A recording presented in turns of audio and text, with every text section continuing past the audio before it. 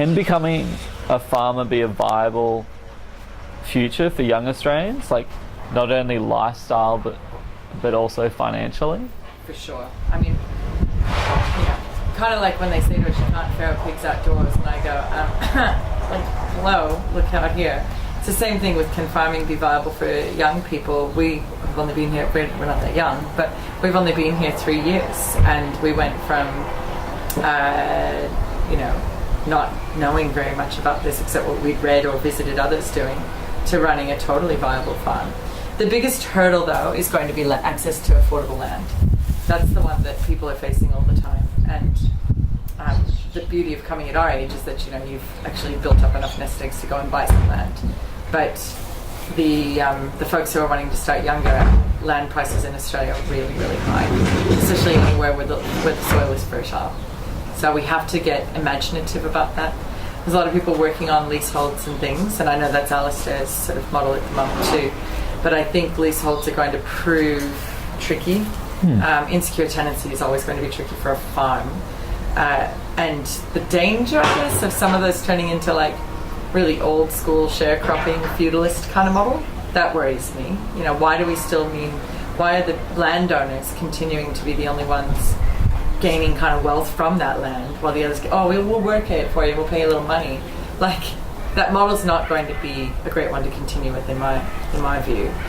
So things like land trusts, farmland trusts, which you're seeing a bit of in the UK, and they've got a bit of in America too. Saladin works on some of these as well, where we start putting land, so a farmer entrusts it to the National Trust, and then that becomes available for young people to go out and start to learn to farm until such time as they can also maybe go buy some other land. And I think there are going to be a few ways to get towards it, but in the meanwhile, farmers like us, if I have room in my hay paddock for somebody to put in a 1 acre market garden, like what Alistair does with people he works with, then that would be great. We should make that land available for people to farm in ecologically sensitive ways. And I think there'd be plenty of farmers interested in doing that. It's just the model. People are so accustomed to, that kind of neoliberal thing of, I get to own all the things and you don't get any of it. It's mine. Well, one of my friends, he lives in Northern Rivers, and he has access to over 300 acres of farmland. Amazing. and he's putting people on it just farming. And there's there's no money exchange, it's just paying with food. So imagine if, so that's 300 acres, that's nearly 6 of us, 6 Jonas farms go onto that. That's amazing. And there are 300 acre lots all over the place. Well, this is on multiple farms, so it's just people who've got big land. It's like, we're not using that 100 acres. Yeah, go do whatever you want with it, as long as it's within, I guess, farmed in under the principles that you're not going to be spraying poison. Of course. Yeah. Yeah.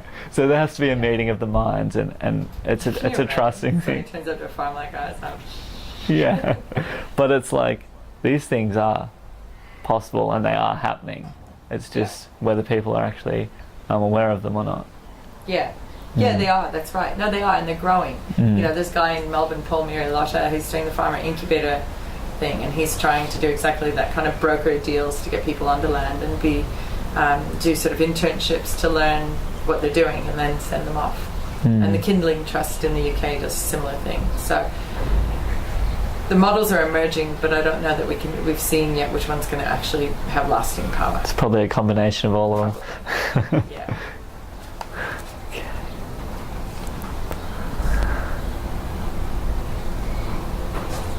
So